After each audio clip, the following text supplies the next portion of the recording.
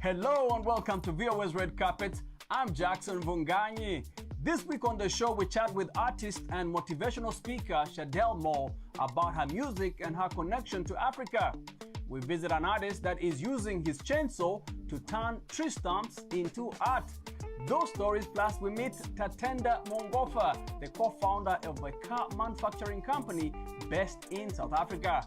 Let's get on with the show.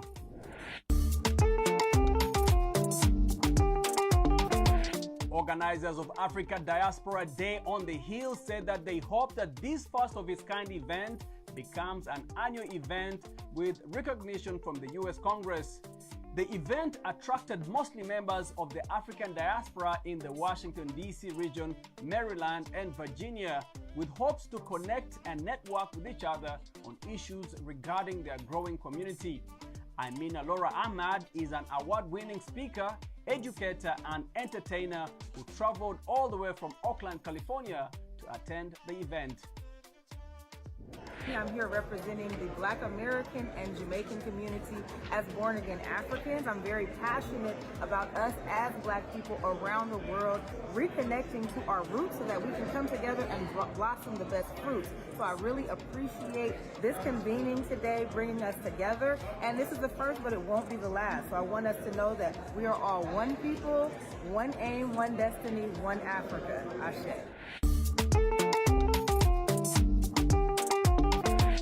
Shadell's album, Inward Awakening, is a multi-genre poetic collection that explores self-knowledge and empowerment.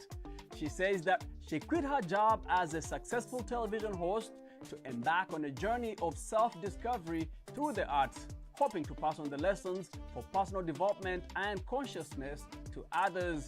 We sat down for a conversation about her journey as a motivational speaker, her music, and her connection to Africa. Let's check it out.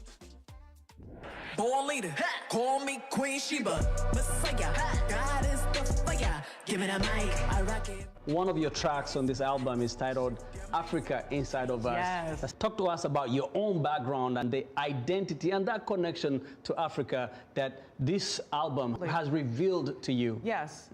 When you go within yourself, there's no way a human being, in my opinion, can go within themselves and not recognize and not honor Africa, even if you're white, because our identity is shifted to this place, right? So I've always had that type of belief, but Africa inside of us, it's so crazy, King, but a lot of times in my life, when I don't want to get emotional, but when I am scared to do something, when I face self-doubt, when I face negative thoughts, because this is all part of the human experience, I tap into that inner African power. I'm like, oh, no. My ancestors, we are beasts, okay? Yes. Our ancestors are beasts. Shar, you can do the thing. And it's like something just goes within me and I'm like, whoo!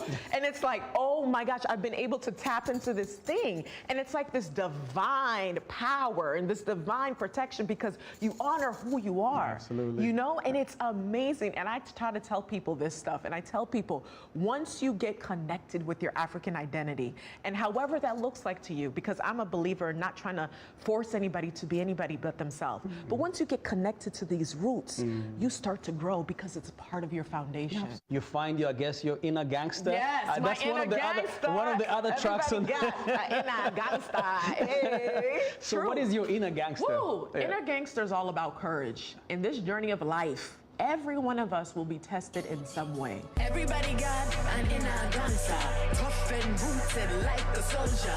So inner gangster is to remind us about that courage that's in all of us. Because sometimes in life, it's gonna hit you. And you have to decide, am I gonna allow these things to take a hold of me? Or I'm gonna walk in that God power and get up. So inner gangster is all about being a fighter. And I've been a fighter since day one. Fighting. Oh yeah, Non-stop. absolutely. We never stop fighting. Obviously, there's this negative connotation to gangster. That's you what were people trying think. to, I was trying to do the positive thing about it because it's like that resilience to keep going and saying, you know what, I got this. You got this. Yeah.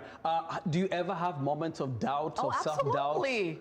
where you think maybe I'm not doing the right thing, I've not done it the right way? How do you examine yourself and be honest with yourself when you're not sure of which path you're taking your own? That's a deep question. I believe nobody's exempt from the human experience. We're all gonna go through things. So anybody who says they don't have self-doubt or insecurities, they're lying.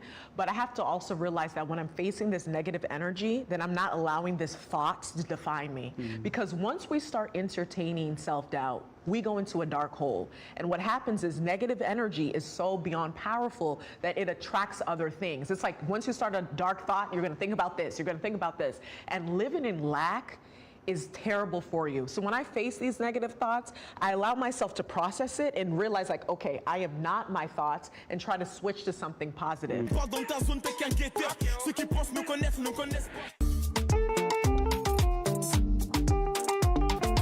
What is art? It is an age-old question. Is it a paint on canvas, ceramics, or sculpture? The fun part is art can be anything and can even be created with a chainsaw. That's the medium of one artist in the US state of Virginia. Maxim Adams has the story. Let's check it out. Forget paintbrushes. Andrew Mellon is making art with his chainsaw, transforming old tree stumps into masterpieces.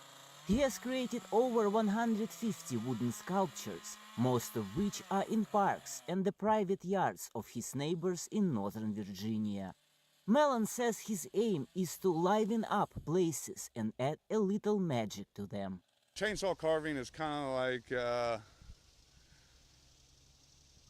brain surgery. You know, you've got to be real careful with everything that you're doing. So you've really got to control this big machine. Today he works with 10 different chainsaws, grinding machines, cutters and chisels. Mellon says he does 90% of the work with a chainsaw. The largest one smooths out the stump. Then he goes smaller and smaller for the more detailed work. He finishes off with a torch to dry off the wood, then sands the sculpture and puts a protective coating on top. In the future, Mellon dreams of creating a sculpture garden, where visitors will be able to admire his work all in one place.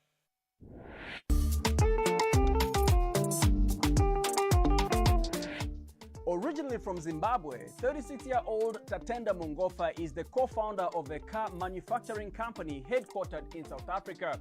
His company strives to create vehicles made in Africa. Reporter Keith Baptist met with Mungofa in South Africa and has this story. Cars driven in most African cities were manufactured in Japan, Korea, or Europe. However, 36-year-old Tatenda Mungofa says he is determined to change that. And that change-driven mindset began when he was a child. My dad was a mechanic, and I grew up with a passion for cars because I saw him working on a lot of other cars. And for me, I had a question, a burning question within me that was saying, what would it take to actually create the car? Mungofa, who hails from Zimbabwe, launched one of Southern Africa's first motor vehicles called Moreza Auto Company, with two other co-founders from South Africa. The name translates to flag in the Shona language. Mungofa designs these cars by first drawing sketches and then working to transform them into actual prototypes. But the process, he says, isn't simple. The journey to get to this point has not been easy. The process alone to manufacture cars is actually quite daunting. In Africa, it's not heard of that you want to start a manufacturing operation from start, let alone in the automotive industry. According to the Zimbabwe National Statistics Agency, like most African countries, Zimbabwe relies on second-hand cars from Japan and Europe. In a bid to promote the local motor industry, the Zimbabwe government placed a ban on second-hand cars and vehicles older than 10 years. Zimbabwe's Minister of Industry and Commerce says, whilst other industries show growth in exports, vehicle imports still rank high on the list of imports in the country. We have struggled to address the trade balance. While our exports are growing, our imports are also growing at a faster rate than our exports. We have imported over the last 5 years more than $3 billion worth of motor vehicles, including buses. In fact, we still have as policy that you are importing a fully assembled bus duty-free, but when you are bringing in parts to assembly, you pay 10% duty. Given the huge import demands, Mungofa says his company can meet that demand locally. And the way to do that is by bringing in resources from the region. In South Africa, we are located in Pilanesberg. We have 300 hectares of land there where we are setting up our 25,000 square meter manufacturing facility. In Zimbabwe, we are sitting on 100 hectares that we intend to also build another factory.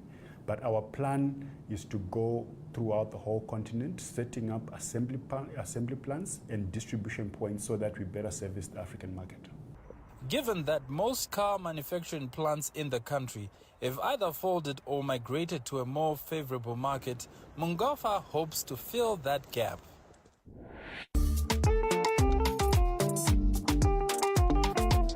Music cassette tapes are making a comeback in the US with more than 430,000 sold in 2023, about 5 times the number sold just a decade ago.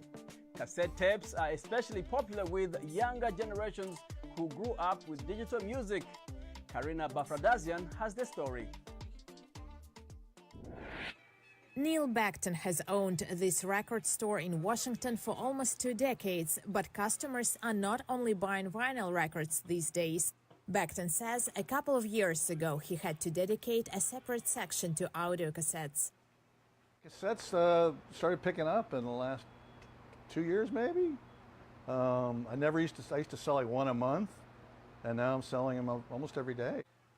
And the trend extends beyond his store. Research by entertainment data and analytics company Illuminate shows that in 2023, more than 430,000 audio cassettes were sold in the US. That's 5 times more than in 2014.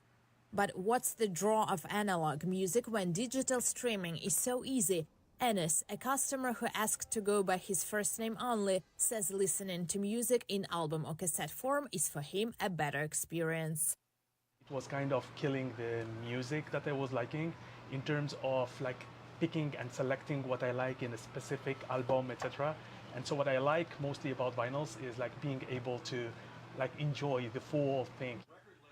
Backton says cassettes are especially popular with Generation Z customers. People born in the late 1990s and after, who hunt specific tapes down online and in physical stores.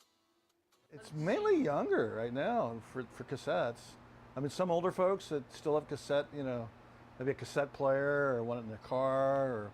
I see that a little bit, but it's mainly kids.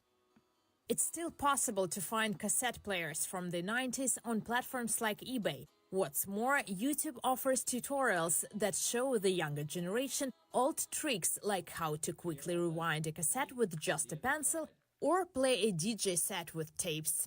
Musician Bartholomew Joyce owns several hundred audio cassettes and records his music on them. People are just curious about it. It's a medium that if you grow up in the past 20 years you're not going to encounter. And so there's something about it being vintage and in the past that's exciting.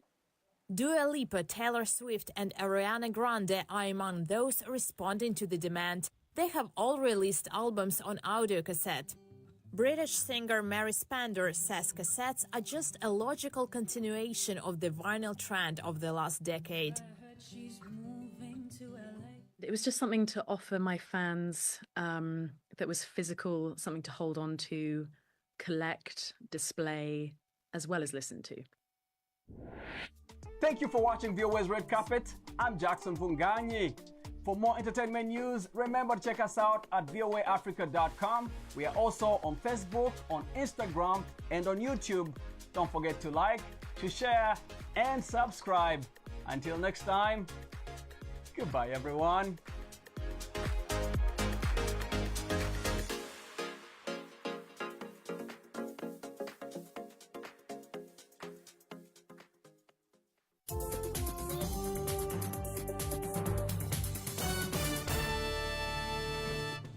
This week on Healthy Living, eating disorders are on the rise in Africa. We will have more on these conditions experts call a mental health crisis. UNAIDS Executive Director Winnie Byanyima discusses what's at stake in the fight against HIV/AIDS during the 79th UN General Assembly. And South Africa's new oral treatment offers hope in the fight against drug-resistant tuberculosis. We'll have these stories and more in this edition of Healthy Living.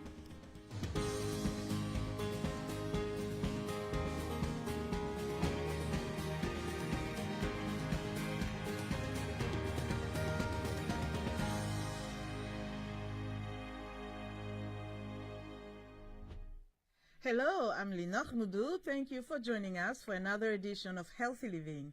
Eating too much and often can be detrimental to a person's health. So is eating too little. Both are signs of eating disorders. Classified as a mental health issue, an eating disorder is an abnormal eating behavior that negatively affects a person's physical or emotional health. According to the World Health Organization, anorexia, bulimia, and binge eating are among the most common eating disorders worldwide. And about 70 million people suffer from these illnesses, especially in wealthy countries. However, these disorders are also becoming rampant in Africa, where healthcare systems in low and middle income societies are often unprepared to identify or address them. These health disorders require more attention. Nutritionists say eating disorders are mental health conditions to help the body mechanism cope with issues such as anxiety or depression. These conditions include anorexia, which is the fear of eating, bulimia, the desire to eat excessively in a short period of time, or binge eating. Nahashon Drop is a nutritionist based in Mombasa, Kenya. It comes in different forms and also in different ages. And maybe just to highlight on that, so it can come in form of binge eating. So this is where by an individual eats a large quantity of food as form of coping mechanism to their anxiety or their depression. The second form, it could be avoidant restrictive food intake disorder. This is most common in the adolescent population. Observers say eating disorders are becoming increasingly common in Africa. However, a lack of significant research makes it challenging to understand the full scope of the problem. Nahashon says social media and poverty are partly to blame for the rising number of cases on the continent. There is this perception of a perfect person or a perfect body in the social media because we are living in a digital age. Yeah, so social media is the biggest influence. The second thing is the economic hardships. Here at the Real Health Parlor Eatery in Mombasa, Kenya, customers get to enjoy traditional foods made with natural ingredients. Martin Kariuki, a Jewish therapist, says in his 10-year practice, he has learned that indigenous foods are a perfect solution to correct some eating disorders. Kama hii ni juice ambayo iko na jugu karanga, iko na For example, this smoothie has groundnuts, cashew nuts, pumpkin seeds, plus all the herbs you are seeing here. You can also chew this pumpkin seed, which has a huge nutritious value, such as zinc, magnesium, calcium, and this are what we need in our bodies. Kariuki says natural food with low sugar and less fat can make a big difference in people's nutrition and wellness. Collins Adede, VOA Africa, Mombasa, Kenya. Florence Etu is a dietitian in Ghana. She tells us more about eating disorders, how they affect patients in Africa, and what can be done. Eating disorders, they are medical conditions, mostly mental illnesses that are very severe, and they could be due to both genetic and environmental factors or both. And they are usually characterized by unhealthy or abnormal eating behavior. There are a number of types, but the very common ones are the anorexia, which involves restricted eating followed by a compensatory behavior. And then we have the bulimia, which is just binge eating a lot of food at a time, also followed by compensatory behavior. Then we have the restrictive eating disorder or binge eating disorder, where the individual just eats so much. They do not have control over their appetite. So it's just eating. Eating disorders is one of the psychological disorders. So if the individual is not even accepting that it is a disorder and it's a problem that has to be addressed, then there's a difficulty or a challenge in addressing it. So one